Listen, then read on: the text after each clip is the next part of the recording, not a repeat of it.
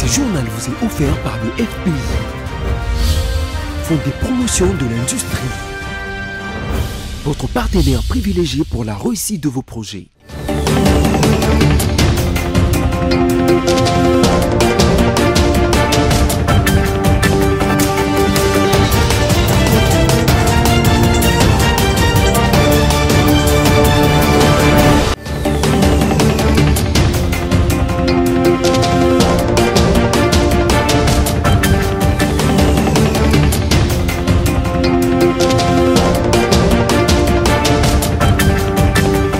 Le plaisir a toujours été nôtre, vous savoir nombreux et toujours au rendez-vous pour la grande édition du journal sur BC Télévision. Madame, Monsieur, bonsoir, bienvenue. Voici les grands titres de ce soir. Le geste fort des léopards face à la situation qui prévaut dans l'Est de la République démocratique du Congo n'a laissé personne indifférente. Le chef de l'État, Félix-Antoine Tshisekedi, s'est exprimé quant à ce. 8 jours suffisent pour que les ministres, gouverneurs et mandataires élus députés nationaux puissent démissionner, décision de la Cour constitutionnelle. Et enfin, la série de remises et reprises dans les assemblées provinciales continue. C'est au tour de la province du Lualaba. Le bureau sortant et entrant sont passés à cet exercice. Les détails, c'est dans cette édition. Voilà tout pour les titres. Encore une fois, bonsoir et bienvenue si vous nous rejoignez. Le président de la République, Félix-Antoine Tshisekedi, a échangé avec l'ex-président nigérien Olusegun Obasanjo et l'homme d'affaires Aliko Dangote à la Cité de l'Union africaine. Cet entretien a été amical pour féliciter le chef de l'État pour sa réélection et la qualité de la cérémonie d'investiture. Reportage. Le raffermissement des relations bilatérales d'amitié et de coopération entre la République démocratique du Congo et le Nigeria se réalise jour après jour à travers DRC Nigeria Business Council, qui est une coopération mise en place par le président de la République Félix-Antoine Tshisekedi Tshilombo et le président honoraire du Nigeria Olusegun Obasanjo. Le président de la République Félix Tshisekedi a reçu ce jeudi à la Cité de l'Union africaine une délégation venue du Nigeria, conduite par le président honoraire de ce pays, pour une entrevue de près d'1 heure. La délégation nigériane a félicité le président de la République pour sa réélection à la tête du pays. Obasanjo a également parlé de l'évolution de DRC Nigeria Business Council, qui enregistre des très grands progrès. Update him on the progress that we are making on the... Je suis venu avec Aliko Dangote, qui est connu à travers le monde comme un investisseur et un des plus grands investisseurs de l'Afrique subsaharienne. Et donc ici, il était question justement de voir également dans le cadre du Nigeria and DRC Business Council, qui est un cadre qui doit permettre le rapprochement et la facilitation et l'intégration économique entre nos pays, de voir comment est-ce qu'on pouvait tirer profit d'un digne fils du continent qui est Aliko Dangote, qui est un des plus grands investisseurs connus dans notre continent. La base de tout programme, tout projet économique est d'abord la sécurité.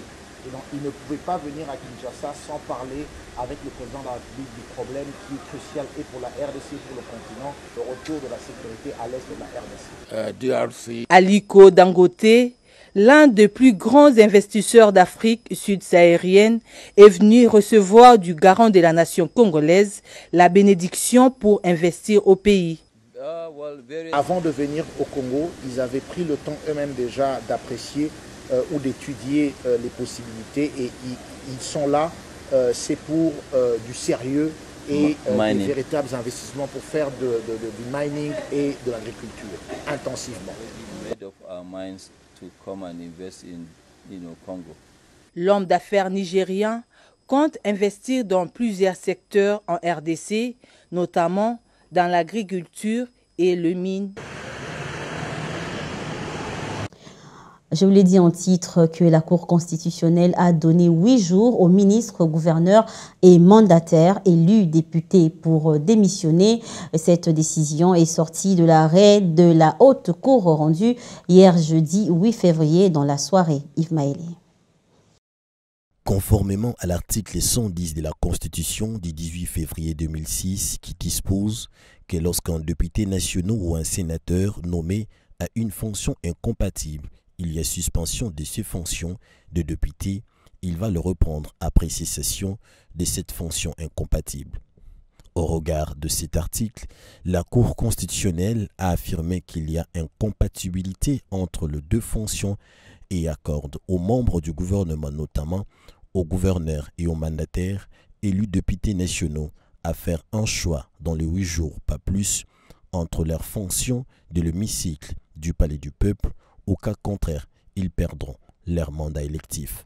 Pour plus de précision, la Cour a aussi évoqué la loi électorale telle qu'elle est modifiée et complétée à ce jour en son article 77 qui dispose qu'un élu exerçant une fonction incompatible doit opter pour une des fonctions dans les 8 jours, mais aussi l'article 17 du règlement intérieur de l'Assemblée nationale qui est clair sur cette question.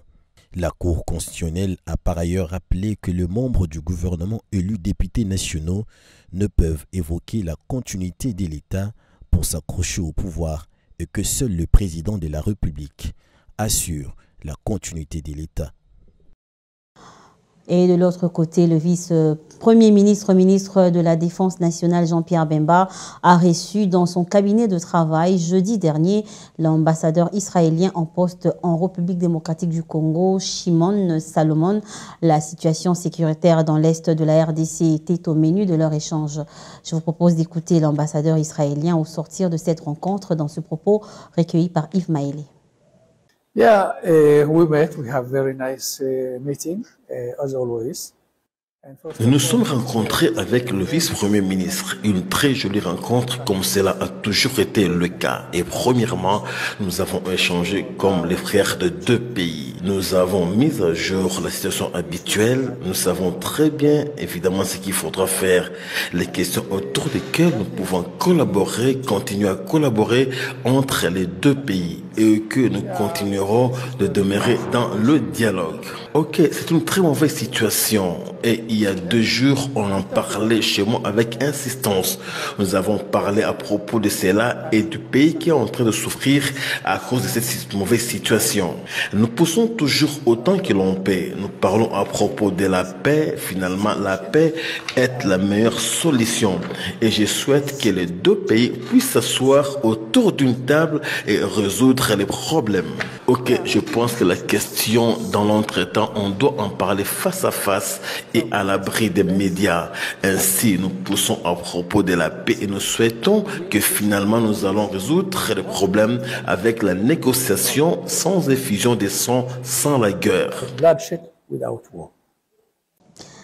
Tout juste après leur défaite en match comptant pour la demi-finale de la CAN 2023, le président de la République, Félix Tshisekedi, a remercié les Léopards pour l'hommage rendu à la population meurtrie de l'Est du pays. Roger Matadi pour plus de détails.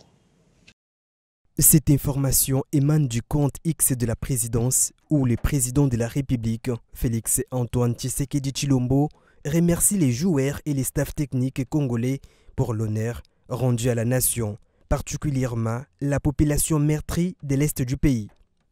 Le président Tshisekedi souhaite bonne chance aux Léopards de la RDC pour le match comptant pour la 3e place qui se jouera ce samedi contre l'Afrique du Sud.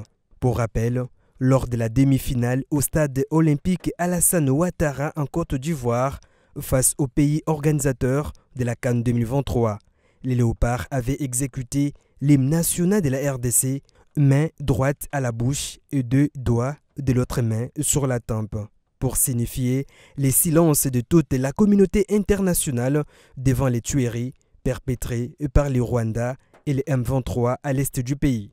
Les 11 internationaux de la RDC avaient également porté un brassard noir en signe de deuil. La veille, Cédric Bakambu avait dénoncé ces silences dans son poste, demandant au monde entier de s'intéresser au massacre des Congolais. Je cite, « Tout le monde voit le massacre à l'est du Congo, mais tout le monde se tait. Utilisez la même énergie que vous mettez à parler de la CAN pour mettre en lumière ce qui se passe chez nous. Il n'y a pas de petits gestes », avait-il publié depuis la Côte d'Ivoire.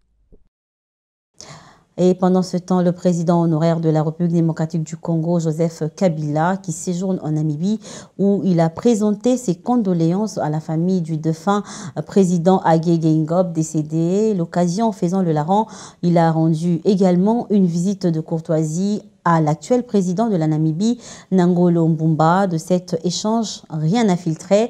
Cette rencontre de ces deux hommes d'État africains se tient dans un contexte de deuil de la nation namibienne. Rendons-nous cette fois-ci en province. L'Assemblée provinciale du Tanganyika a tenu sa première plénière de la 3e législature les jeudis 8 février dans les après-midi et qui était présidée par le directeur administratif Kalwa Lajorge et a, par la même occasion, installé le bureau provisoire qui dirigera les plénières jusqu'à l'élection du bureau définitif. Suivez. Ouverte à 15h30 locales, cette séance plénière, la première pour cette 3e législature à l'Assemblée provinciale du Tanganyika, issue de l'élection combinée du 20 décembre 2023, a été présidée par le directeur administratif Kalwa Lajorge, assisté des 2 chefs de division de l'administration. Il ressort de l'appel nominal de ce jour la présence des 15 députés provinciaux sur les 23 élus. En présence du vice-gouverneur Massamba Massamba Ferdinand, représentant le gouverneur Julie Ngungwa en mission, des ministres provinciaux, des membres du Conseil de sécurité et autres invités de marque, le directeur administratif a, après son discours, ayant fait mention aux députés réélus et ceux doublement élus, procédé au constat d'âge après étude des dossiers des honorables députés afin de trouver la composition du bureau provisoire conformément au règlement intérieur de l'Assemblée. Les honorables Kabwemwe Ulongo Isdor, Kitungwa Muteba Christian et Banzengoi Irène, respectivement élus du territoire de Kabalo, de Kalemi-Ville et de Manono, ont été reconnus officiellement comme doyens d'âge assumant la présidence et moins âgés assumant le premier et le 2e secrétariat. L'Assemblée provinciale du Tanganyika. Et je vous présente mes sincères félicitations. Le bureau provisoire installé a pris officiellement le bâton de commandement pour assurer les missions précises prévues dans le règlement intérieur de l'Assemblée provinciale, notamment la validation des mandats des députés provinciaux, la cooptation des chefs coutumiers, le vote et l'adoption du règlement d'ordre intérieur, mais également l'élection et l'installation du bureau définitif de l'Assemblée provinciale du Tanganyika. Kalemi, Mathias Makolovera, RTNC. Et le président du bureau d'âge de l'Assemblée provinciale du Tanganyika, l'honorable Kabwe Longo Isidore, a conduit les 2 membres de son bureau chez le vice-gouverneur Ferdinand Massamba Massamba pour lui présenter leur civilité et c'était juste après leur installation. Regardez. Après leur désignation et installation, les membres du bureau d'âge de l'Assemblée provinciale du Tanganyika, sous la conduite de l'honorable Kabwe Longo Isdor, sont allés présenter les civilités auprès du vice-gouverneur des provinces Massamba Massamba Ferdinand. Au cours de cette entrevue, Kabwe Longo Isdor, président du bureau d'âge, a également présenté son équipe avec Kitungwa Muteba Christian et Bonzengoi Irène, respectivement premier et 2e secrétaire. Ensuite, a dévoilé le plan de travail qui nécessite l'accompagnement du gouvernement provincial. Pour sa part, Massamba Massamba Ferdinand a félicité l'équipe du bureau d'âge et a promis l'accompagnement du gouvernement provincial ainsi qu'une étroite collaboration entre les 2 institutions provinciales. Il faut préciser que ce bureau d'âge est en existence grâce à la loi électorale et le règlement d'ordre intérieur et c'est en attendant l'élection du bureau définitif. Quittant le Tanganyika pour le Lualaba, où le bureau provisoire de l'Assemblée provinciale que dirige le doyen en âge Mathieu Kazembiswana, assisté des 2 Benjamin, Gloria Kaungu et Amos Machao, a procédé à la cérémonie de remise et reprise avec le bureau sortant. Presse locale. Constitue un pont entre le bureau de la législature passée de l'Assemblée provinciale du Lualaba et le bureau provisoire de cette nouvelle législature. Les membres du bureau sortant, les cadres supérieurs de l'administration de l'organe délibérant ont tous participé à cette cérémonie de remise et reprise au cours de laquelle les rapports liés à l'état des lieux de la législature passée ont été lus et déposés au nouveau bureau provisoire. Prenant la parole pour le mot des circonstances, le vice-président sortant, l'honorable Mwimbi Mwanza Pierrot, a salué cet événement. Donc les rapports d'intimité ne doivent pas cesser à partir d'aujourd'hui parce que nous venons de libérer ces bureaux. Non, nous sommes là. Dans les cas où nous aurons besoin de vous, nous serons prêts à venir vers vous. Dans les cas où vous aurez besoin de nous, nous sommes obligés d'ouvrir nos bras pour vous recevoir. Sous sa casquette de président du bureau provisoire, l'honorable Mathieu Kazembe Swana a puisé dans la sagesse les mots de circonstance. Il a par ailleurs salué le travail abattu par les députés provinciaux de la législature passée par rapport aux productions législatives. Nous sommes ici pour la continuité, pour ajouter quelque chose à l'édifice, faire en sorte que notre province puisse toujours aller de l'avant. Je n'ai pas beaucoup de discours à faire.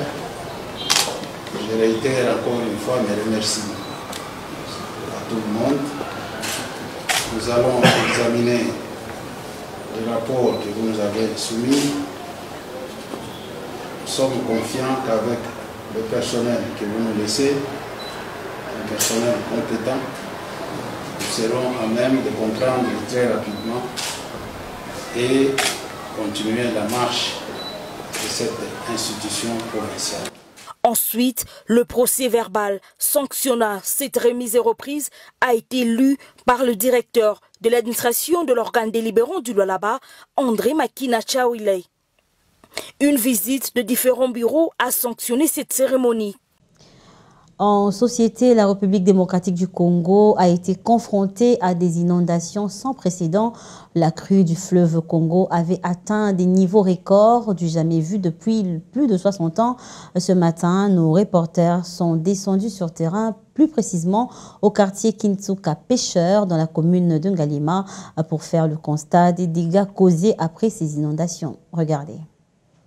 Plusieurs jours se sont écoulés depuis que les habitants des quelques quartiers de la ville de Kinshasa ont été touchés par les inondations causées par les débordements du fleuve Congo.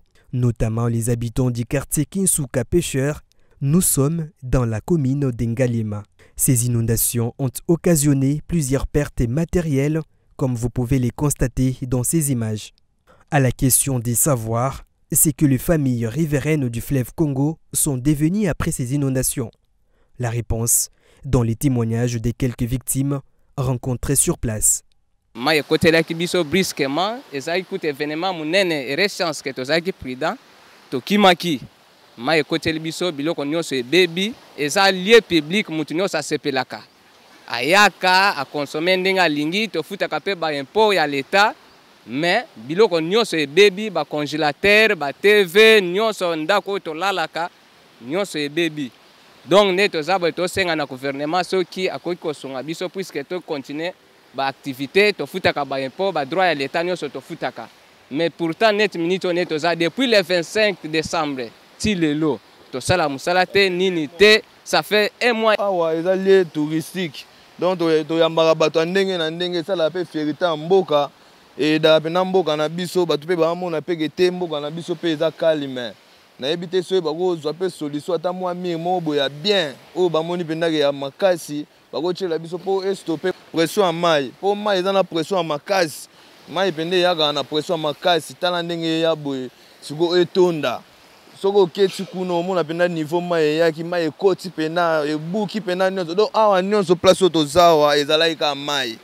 Pour rappel, la crue des eaux due aux pluies diluviennes du mois de décembre dernier avait englouti plusieurs quartiers et provoqué les déplacements des populations à Kinshasa. Et de l'autre côté du monde, les frappes aériennes israéliennes ont tué au moins 13 personnes à Rafah, selon l'hôpital cohésien, après que Benjamin Netanyahou s'est engagé à étendre l'offensive dans la ville du sud de Gaza. Le commissaire des Nations Unies aux droits de l'homme évoque un risque de crimes de guerre. Reportage de nos confrères d'Euronews. Les destructions se rapprochent peu à peu de Rafah. Jeudi, c'est le quartier de Tel al-Sultan, à moins de 2 km du centre de la grande ville du sud de Gaza, qui est visé par 2 frappes israéliennes. Au moins 13 personnes y ont perdu la vie, dont 2 femmes et 5 enfants. Depuis jeudi, les bombardements s'intensifient à Rafah où près d'1 300 000 Gazaouis s'entassent après avoir fui les combats. Le commissaire aux droits de l'homme de l'ONU pointe le risque de crimes de guerre.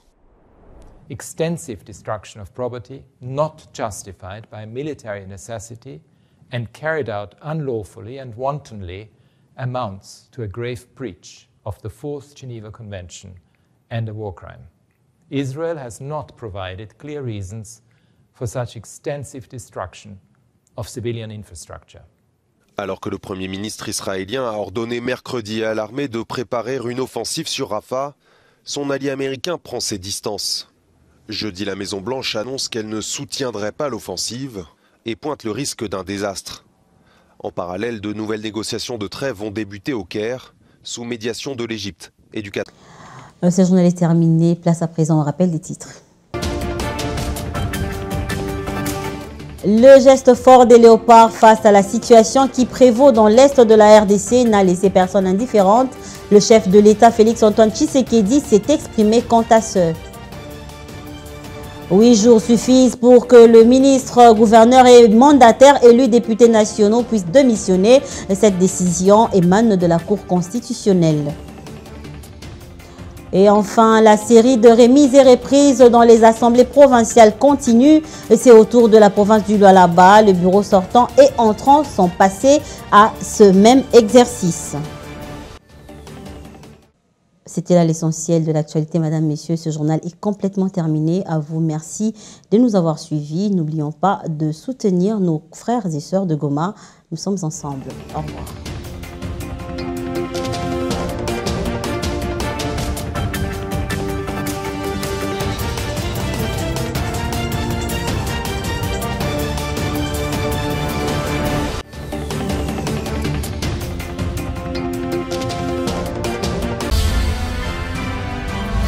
Ce journal vous a été offert par le FPI, Fonds des promotions de l'industrie, votre partenaire privilégié pour la réussite de vos projets.